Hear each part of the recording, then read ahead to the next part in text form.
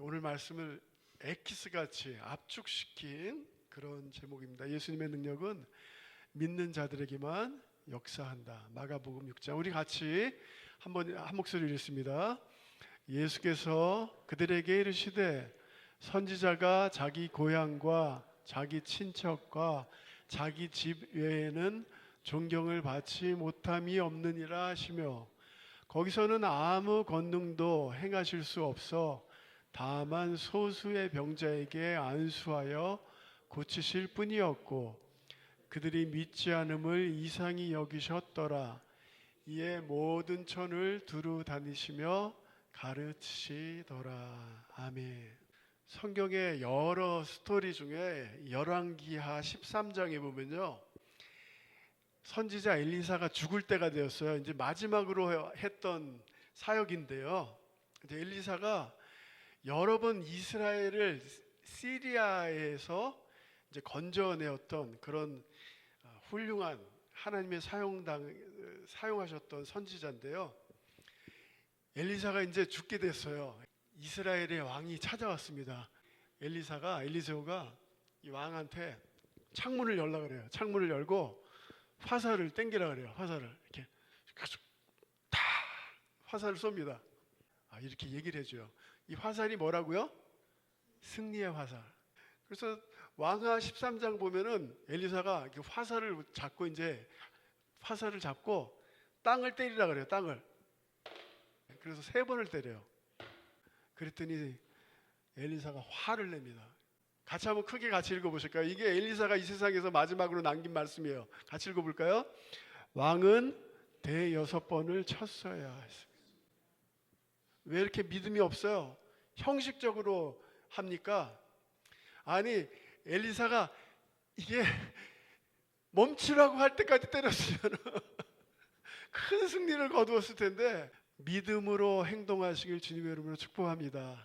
마가복음은요 16장으로 되어 있거든요. 16장으로 되어 있는데 1장에서 10장은 예수님의 공생애의 사역 이제 기록하고 있고, 11장부터 16장은 고난주간 한 주간 그 사건만을 기록하고 있어요. 그러니까 거의 절반이 예수님의 죽음에 대해서 기록하고 있죠. 마가복음 1장에서 10장까지는 예수님께서 설교가 나오지 않죠. 마가복음엔, 마태복음엔 설교가 많이 나오는데 설교가 없어요. 행하심, 귀신 들린 사람을 고쳐주시고, 무찌플리카성지 뻥이죠. 오병이요. 그리고 막 또 파도를 잔잔케 하시고, 이런 일을 통해서 마가복음에 계속 귀신 들린 사람도 우리는 당신이 누군지 압니다. 마가복음 1장에서 10장까지 한마디로 마가가 하고 싶은 말은 이거예요. 하나님의 아들 예수 그리스도의 복음에, 예수님은 누구라고요? 하나님의 아들이다. 이거를 가르치기 위해서 1장에서 10장까지 마가가 이렇게 계속해서 기록하고 있습니다. 그래서 오늘 6장으로 넘어오는데, 6장 이제 나사렛, 예수님께서 30살까지 벨레헴에서 태어나셨지만 예수님이 자라신 동네에서 예수님의 고향으로 가는 그런 사건인데요, 6장으로 넘어가기 전에 이제 5장에 2가지 중요한 사건이 일어납니다. 12년 동안 이제 혈루증을 앓고 있는 여인이 있는데, 모든 병원에 다 가보고 의사들 다 찾아봤는데도 낫지를 못했어요. 깨끗하게 낫지를 못했어요. 그랬는데 이 여인이 믿음이 생긴 거예요. 믿음이. 어떤 믿음일까요? 사람이 너무 많으니까 예수님하고 대화할 수는 없겠지만 예수님의 옷을 어떻게 하면요? 터치하면, 똑가하면 내가 나을 수 있겠다. 이는 내가 그의 옷에만 손을 대어도 구원을 받으리라 생각함이로라. 그래서 예수님께서 막 사람들이 많은데 야, 나에게서 권능이 나갔다. 누구냐? 그 제자들이 예수님 사람 많은데 누구예요? 에? 그 여인이 왔고, 그래서 예수님께서 말씀하시죠. 우리 같이 한번 크게, 우리 빨간 글 같이 한번 읽어보십니다. 내 믿음이 너를 구원하였다. 6장으로 넘어가기 전에 이게 아주 중요한 사건이에요. 또 하나, 야이로죠. 회당장 야이로가 빨리 이제 딸이 죽게 생겨서 예수님을 모시고 가는데 빨리 가셔야 되는데 예수님이 대바가 너무 천천히 가시는 거예요. 이 혈루증 걸린 여자 이제 고쳐주시고, 아니나 다를까 이제 집에 이제 그 하인들이 와가지고 딸이 죽었어요. 그러니까 예수님께서 하신 말씀이 있습니다. 이게 빨간 글 또 같이 한번 읽어보십니다. 두려워하지 말고 믿기만 하라. 예수님이 마가복음에서 가장 원하시는 건요, 우리는 성과를 원하잖아요. 성과. 예수님은 믿음을 보세요. 믿음을 보십니다. 그래서 이 중요한 두 사건이 있은 다음에 6장에 예수님께서 이제 나사렛 고향 마을로 들어가십니다. 근데 이 소문이 죽은 그것도 회당장 딸이니까 회당장의 딸을 살리셨대. 막 소문이 다 퍼졌어요.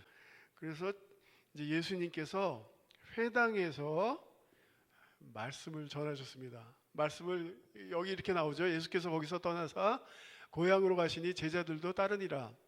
안식일이 되어 회당에서 가르치시니 많은 사람이 듣고 놀라 이르되 이 사람이 어디서 이런 것을 얻었느냐? 이 사람이 받은 지혜와 그 손으로 이루어진 이런 권능이 어찌 됨이냐? 이제 두 가지 때문에 놀랐다 그러죠. 첫 번째는 이 사람의 말과 지혜와 권능이, 이게 어떻게 이 사람이 이렇게 지혜로운 말을 하지? 아니 어떻게 죽은 사람을 살리지? 근데 여기서 놀랐다는 것은요, 비웃는 놀라움이요. 비웃는 이런 거예요. 제법 하는데 이런 거예요. 한국말로 하면 신기하네.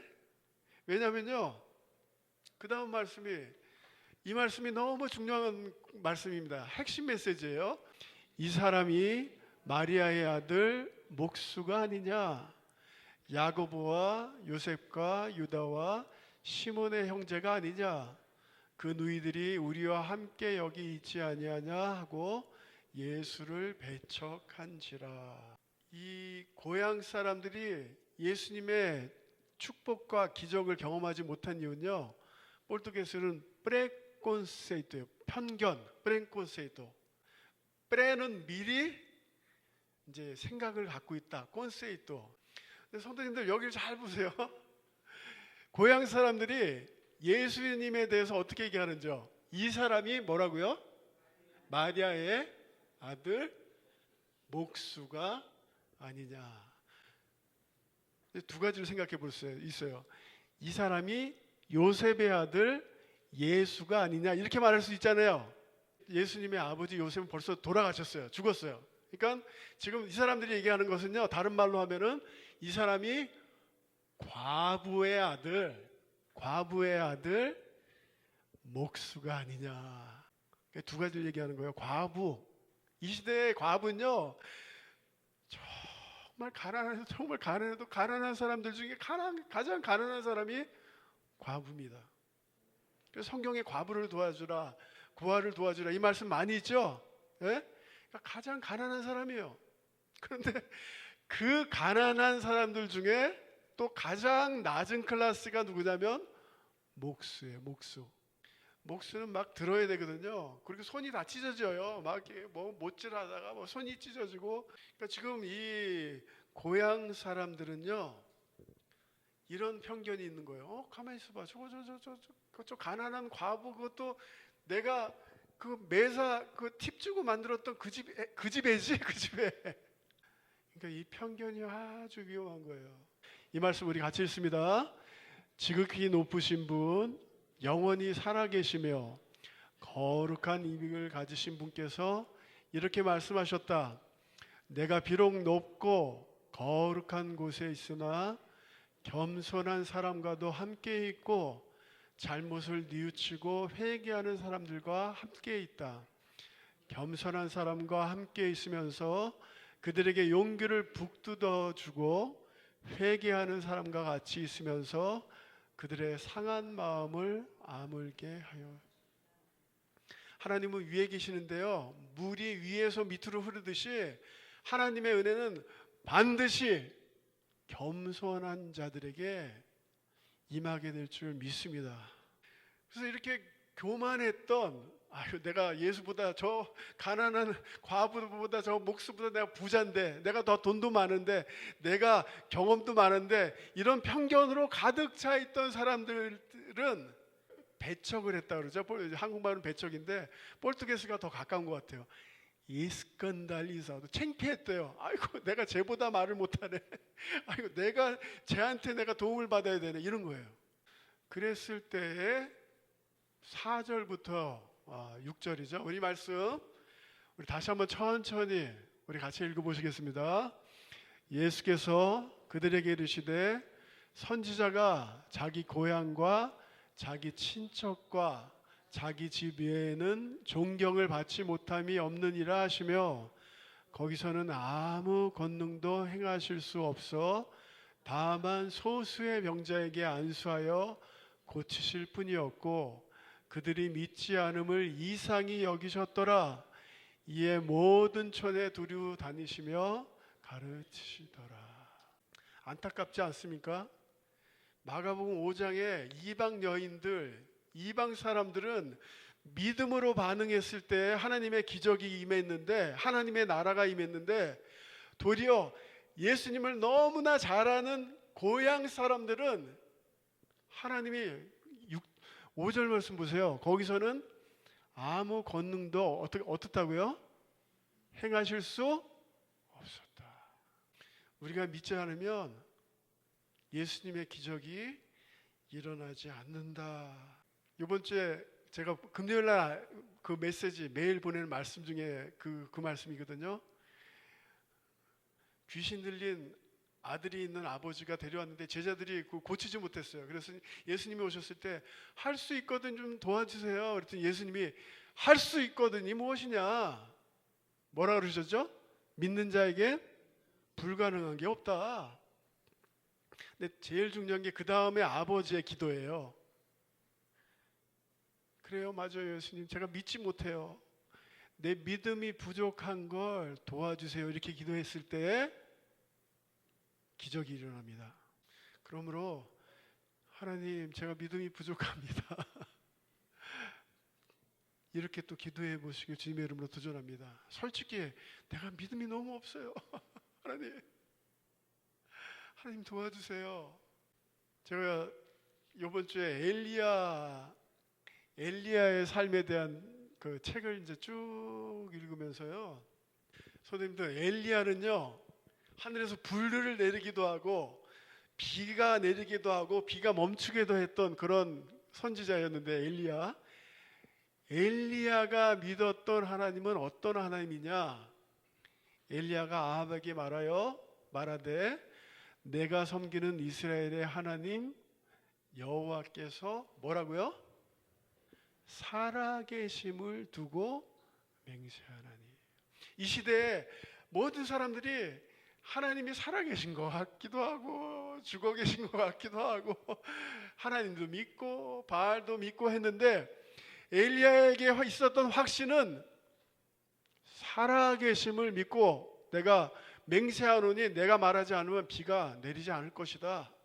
그래서 이렇게 고백해 보시기 바래요. 하나님은 살아계시다. 하나님은 살아계시다. 하나님은 역사하신다. 믿음이란 하나님의 살아계심을 믿고 입술로 고백하는 것이다.